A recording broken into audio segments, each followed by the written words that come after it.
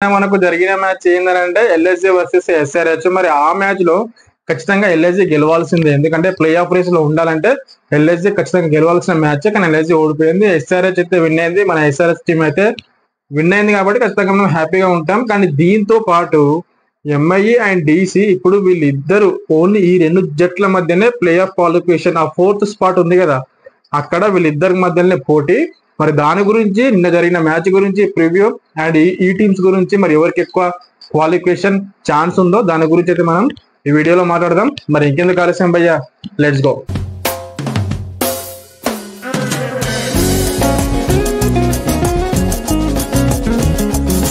Hello, welcome back to Kiran crazy reviews. అసలు నిన్న జరిగిన మ్యాచ్ చూస్తే మాత్రం నిజంగా ప్రతి ఒక్కరు చాలా హ్యాపీ ఫీల్ అయి ఉంటారు భయ్య, హైదరాబాద్ ఫ్యాన్స్ అయితే. ఎందుకంటే మన మ్యాచ్ విన్ అయింది భయ్య హైదరాబాద్, అందుకే చాలా మంది హ్యాపీగా అయితే ఉంటారు. ఎల్ఎస్జీ వాళ్ళైతే నిజంగా అంత స్కోర్ కొట్టినాక కూడా ఓడిపోవడం నిజంగా అసలు ఏందో మనకే తెలియదు. 205 రన్స్ అయితే చేసారు ఎల్ఎస్జీ వాళ్ళు. ఫస్ట్ బ్యాటింగ్ చేసి ఆల్మోస్ట్ మిచెల్ మార్గ్రమ్ 10 ఓవర్స్ వరకు వాళ్ళే ఆడిరు. ఆ 10 ఓవర్స్ కూడా 100+ రన్స్ అయితే ఉన్నాయి. 115 రన్స్ ఏమో కొట్టిర్రు వాళ్ళిద్దరు మాత్రమే, అసలు వికెట్ కూడా పోకుండా. ఆయన దాని తర్వాత మొత్తం కొలాప్స్ అయిపోయింది. రిషబ్ పంత్ లాస్ట్ మ్యాచ్లలో ఆడినట్లు కానీ ఈ మ్యాచ్ లో కూడా 4 కొట్టగానే అవుట్ అయిపోయింది భయ్య. అసలు రిషబ్ పంత్ కి అయితే అసలు మర్చిపోయినటువంటి సీజన్ ఇది ఏదైనా ఉందంటే ఐపీఎల్ 2025. అసలు రిషబ్ పంత్ 27 CR ఇచ్చిన దాని తర్వాత రిషబ్ పంత్ ఈ విధంగా ఆడడం అనేది నిజంగా ఎల్ఎస్జీకి అయితే అంత మంచిదైతే కాదు.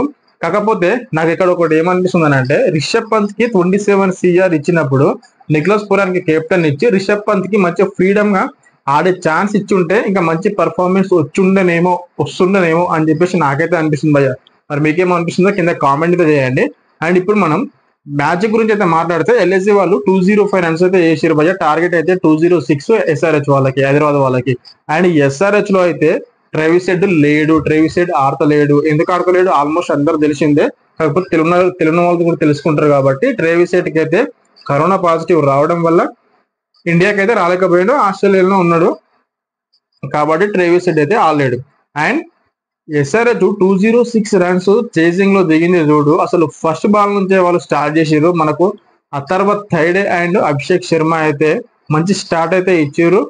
అభిషేక్ శర్మ ఆల్మోస్ట్ 20 balls తో 59 రన్స్ కొట్టిండు భయ్య. ఏమైనా ఆడిండా, జబర్దస్త్ ఆడిండు. అట్లా ఆడడం వల్లనే అంత ఈజీగా అయితే చేయడానికి ఎస్ఆర్హెచ్ చాలా ఈజీ అయిపోయింది. 206 రన్స్ 18.2 overs లోనే చేసేసారు. మరి దాంట్లో అభిషేక్ శర్మ, హెన్రిచ్ క్లసెన్ అండ్ కమిందు మెండిస్, ఇషాన్ కిషన్ చాలా మంచి పర్ఫార్మెన్స్ ఇచ్చారు. కాకపోతే ఇషాన్ కిషన్ మంచిగా మ్యాచ్ అసలు ఓవర్ కి 8-9 కొడితే అయిపోతుంది భయ్య. అంటే ఆ సిచ్యువేషన్ లో అసలు వికెట్లు పడకూడదు ఎస్ఆర్హెచ్ కి. అలాంటి సిచ్యువేషన్ లో ఇషాన్ కిషన్ రాంగ్ షాట్ ఆడి అవుట్ అయిపోయాడు. ఎప్పుడు కానీ మ్యాచ్లు గెలవాలంటే సెట్ అయిన ప్లేయర్ లాస్ట్ వరకు ఆడి మ్యాచ్లు అయితే విన్ చేపియాలి.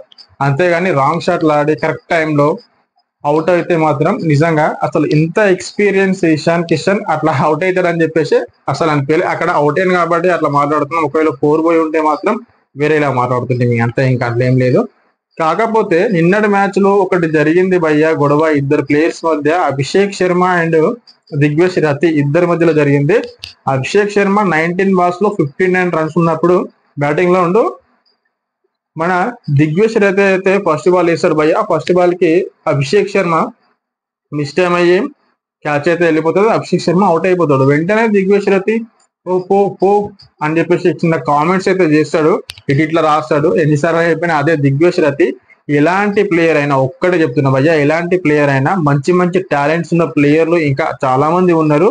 అలాంటి ప్లేయర్లకి బిహేవియర్ చాలా ఇంపార్టెంట్. నీ దగ్గర ఎంత టాలెంట్ ఉన్నా నీ దగ్గర బిహేవియర్ మంచి లేకపోతే ఎవ్వడు కూడా నిన్ను దేకడు, ఎవడు కూడా పట్టించుకోడు, అందరు నీకు ఎన్మిసే అవుతారు.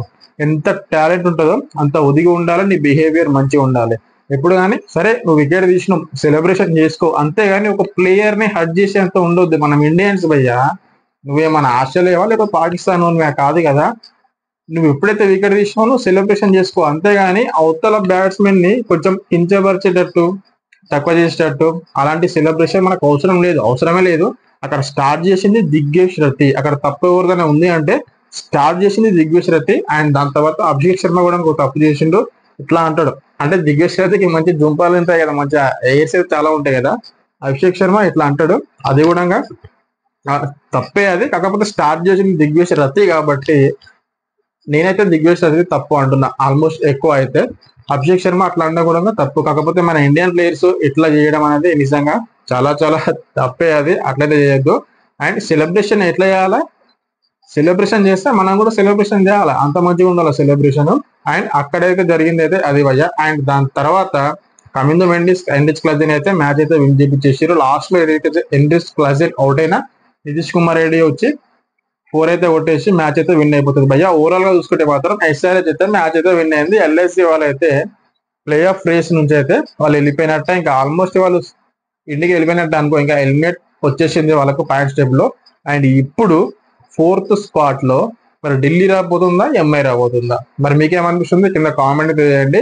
నాకైతే అనిపిస్తుంది ఎక్కువ ఛాన్స్ ఎవరికి ఉందని అంటే, ఫస్ట్ ఇప్పుడు ఎంఐ వర్సెస్ డీసీ. ఎంఐకి 2 మ్యాచ్లు ఉన్నాయి, డీసీకి 2 మ్యాచ్లు ఉన్నాయి. ఎంఐ వర్సెస్ డీసీ ఆ మ్యాచ్ అయితే మొత్తం ఆ మ్యాచ్ లో మొత్తం తేలిపోతుంది ఎవరికి ఎక్కువ విన్నింగ్ ఛాన్స్ అంటే ఎవరికి ఎక్కువ క్వాలిఫై ఛాన్స్ ఉంటుందో. ఒకవేళ ఎంఐ గెలిచింది అనుకో, ఎంఐ వర్సెస్ డీసీలో పంజాబ్ తోటి ఎంఐ ఓడిపోవాలని చెప్పేసి డీసీ వాళ్ళు అనుకోవాలి.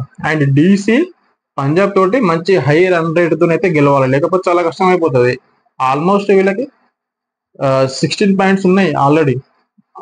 ఎవరికి ఆల్మోస్ట్ వీళ్ళకి 14 పాయింట్స్ ఉన్నాయి. ఎవరికి ఎంఐ వాళ్ళకి 7 మ్యాచెస్ వాళ్ళు గెలిచారు, ఇంకా 2 మ్యాచ్లు ఉన్నాయి. ఆ 2 మ్యాచ్లు కనుక వాళ్ళు గెలిచారు అనుకో వాళ్ళకి ఈజీ అయిపోతుంది. ఇంకా వాళ్ళకి ఈజీ అయిపోతుంది. ఒకవేళ ఒక్క మ్యాచ్ గెలిచారనుకో 16 పాయింట్స్ వస్తాయి.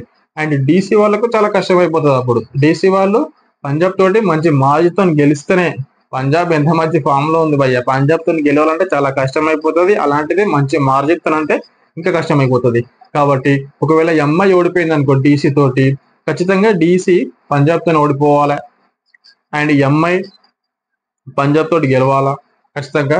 ఎంఐ అయితే ఒక మ్యాచ్ అయితే విన్ అవ్వాలి, చాలా మంచిగా హై రన్ రేట్ తో విన్ అయింది అనుకో, ఎంఐకి అయితే కొంచెం ఎక్కువ ఛాన్సెస్ ఉన్నాయని నాకైతే అనిపిస్తుంది భయ్య. ఒకవేళ డీసీ 2 మ్యాచ్లను గెలిచింది అనుకో డీసీ అయితే క్వాలిఫై అవుతుంది. ఇదైతే సినారియో భయ్య. అండ్ మరి మీకేమనిపిస్తుందో కింద కామెంట్ చేయండి. ఎవరికైతే క్వాలిఫికేషన్ ఎక్కువ ఉందో, ఎవరైతే క్వాలిఫై అవుతారో మరి మీకేమనిపిస్తుందో కింద కామెంట్ అయితే చేయండి. అండ్ ఇప్పుడు నెక్స్ట్ మ్యాచ్, ఇవాళ match RR versus Chennai Super Kings match అయితే ఉన్నది. మరి ఈ మ్యాచ్ లో ఎవరికి ఎక్కువ విన్నింగ్ ఛాన్స్ ఉన్నది, మరి ప్లేయర్స్ ఎవరు అండ్ పిచ్ రిపోర్ట్ ఏంది, దాని గురించి ఒకసారి మనం మాట్లాడదాం. ప్లేయర్స్ ఫస్ట్ సిఎస్కే గురించి అయితే మాట్లాడితే మాత్రం సేమ్ అదే టీం, కాకపోతే ఉర్విల్ పటేల్ ఒకరు మంచి యంగ్ ప్లేయర్స్ అయితే ఉన్నారు సిఎస్కే లో ఈసారి మాత్రం. అండ్ నెక్స్ట్ సారికి అయితే వాళ్ళతో టీం రెడీ చేస్తారు అన్నట్టయితే అనుకుంటున్నారు అందరు. కానీ ఉర్విల్ పటేల్ కానీ డేవన్ కొన్వే కానీ, ఆయుష్ మాట్రే కానీ, జడేజా కానీ, డ్రైవిల్ బేబీస్ కానీ, శివం డూబే కానీ, రవీంద్ర జడేజా ఉన్నాడు, ఎంఎస్ ధోని ఉన్నాడు, అన్సుల్ కాంబోజ్, నూర్ అహ్మద్, రవిచంద్రన్ అశ్విన్, మహిషా పతిరాన్ అండ్ ఖలీల్ అహ్మద్, ఇలాంటి ప్లేయర్స్ ఉన్నారు. సిఎస్కే మంచి ప్లేయర్స్ ఉన్నారు, కాకపోతే వాళ్ళ నుంచి మంచి పర్ఫార్మెన్స్ అయితే రాలేదు. మంచి పర్ఫార్మెన్స్ రాకపోవడం వల్ల వాళ్ళకైతే మ్యాచ్లు అయితే విన్ కాలేరు. అండ్ ఇప్పుడు ఆర్ఆర్ గురించి మనం మాట్లాడితే, యాజ్ యూజువల్ గా ఆర్ఆర్ లాస్ట్ మ్యాచ్ పంజాబ్ తో ఆడిరు. 217 216 రన్స్ ఏమో పంజాబ్ చేసిన, 220 రన్స్ టార్గెట్ పంజాబ్ ఇచ్చినా కానీ ఆర్ఆర్ ఆల్మోస్ట్ మ్యాచ్ గెలుస్తుండే లాస్ట్ మ్యాచ్. కాకపోతే అక్కడ హెట్ మేయర్ మంచి ఫామ్ లో లేడు, మంచి ఆడట్లేదు, లేకపోతే మ్యాచ్ గెలిచేదే అది. అండ్ ఇప్పుడు కూడా వాళ్ళు లాస్ట్ మ్యాచ్ ఆడిరు కాబట్టి అండ్ సిఎస్కేకి గ్యాప్ అయితే వచ్చింది. మరి ఆర్ఆర్ లో చూసుకుంటే మాత్రం సేమ్ టీం అదే, యశస్వి జైస్వాల్, వైభవ్ సూర్యవంశీ, రియాన్ పరాగ్, సంజు శాంసన్ వచ్చిండు, ధ్రువజురేలు, హెడ్ మేయర్ అండ్ శుభం డూబే ఆసరంగా ఇంతవరకు అయితే బ్యాటింగ్ లైనప్ అయితే ఉంది. జోఫ్రా ఆర్చర్ ఆడట్లేడు, అండ్ తుషార్ దేశపాండే ఉన్నాడు, అండ్ ఆకాశ్ మద్వాల్ ఉన్నాడు, మపాకా ఉన్నాడు. అండ్ ఇలాంటి ప్లేయర్స్ అయితే ఉన్నారు ఆర్ఆర్ లో. వాళ్ళది కూడా బ్యాటింగ్ లైనప్ అయితే మంచిగా ఉంది ఆర్ఆర్ వాళ్ళది. సిఎస్కే వాళ్ళది బ్యాటింగ్ లైనప్ తో పాటు బౌలింగ్ లైనప్ కూడా మంచిగా ఉంది. ఎందుకంటే రవిచంద్రన్ అశ్విన్ ఉన్నాడు, నూర్ అహ్మద్ ఉన్నాడు, మహిషా పతిరానా ఉన్నాడు, ఖలీల్ అహ్మద్ ఉన్నాడు, రవీంద్ర జడేజా ఉన్నాడు. ఇంత మంచి ప్లేయర్స్ ఉన్నారు. అండ్ అన్షుల్ కంబోజ్ కూడా మంచిగా వేస్తాడు. 6 మంది కూడా మంచి బౌలర్లు ఉన్నారు. అండ్ ఆర్ఆర్ లో చూసుకుంటే మాత్రం అంత మంచి బౌలర్ లేరు కంపేర్ చేసుకుంటే మాత్రం. ఓన్లీ ఆసరంగా అంత ఫామ్ లో లేడు. తుషార్ దేశపాండే అంత ఎంతో వేస్తాడు, ఆకాశ్ మధ్యలో యార్కర్లు వేయగలుగుతాడు అంతే. ఇంకా మిగతా వాళ్ళు చూసుకుంటే ఫజుల్లా ఫరూకీ కానీ, మపాక కానీ వీళ్ళ బౌలింగ్ ఎవరైనా కొట్టగలుగుతారు అంత ఈజీగానే ఉంటది. అండ్ బౌలింగ్ అటాక్ కనుక చూసుకుంటే సిఎస్కే మంచిగా ఉంది భయ్య. అండ్ బ్యాటింగ్ లైనప్ చూసుకున్నా కానీ సిఎస్కేది 8th నెంబర్ వరకు ఉన్నది, ఇక్కడ ఆర్ఆర్ది కూడా 8th నెంబర్ వరకు ఉన్నది. ఇక్కడ మధ్య ఫైరీనాకి ఆడవాళ్ళు ఉన్నారు, ఇక్కడ ఫైరీనాకి ఆడవాళ్ళు ఉన్నారు. అండ్ ఓవరాల్ గా చూసుకుంటే మాత్రం ఎవరికి ఎక్కువ విన్నింగ్ ఛాన్స్ ఉందని నాకు అనిపిస్తుంది అంటే ఖచ్చితంగా నేను సిఎస్కే కి కొంచెం విన్నింగ్ ఛాన్స్ ఎక్కువ ఉందని చెప్పేసి నాకైతే అనిపిస్తుంది భయ్య. 52%, ఓన్లీ 2% మాత్రం వేస్తున్నా. 52% సిఎస్కే అండ్ 48% ఆర్ఆర్.